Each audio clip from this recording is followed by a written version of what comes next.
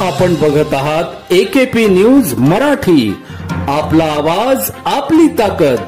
Subscribe करा, share करा, like करा। AKP news Marathi.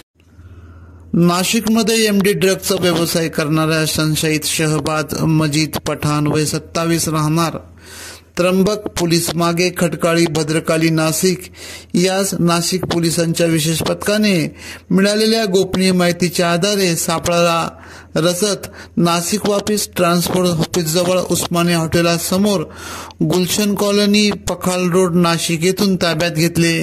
त्याच्या अंगझडतीत 2,90,000 रुपये किमतीचा 58 ग्रॅम एमडी मॅफेडॉन ड्रग्ज मिळून आला। सदरची कामगिरी नाशिक पोलीस विशेष पथकाचे वरिष्ठ पोलीस निरीक्षक जयराम पायगुडे यांच्या मार्गदर्शनाखाली करण्यात आली। सदर संशयितास तुरुंगात रवानगी करण्यात आली आहे। AKP न्यूज साठी फिरोज पठाण, नाशिक।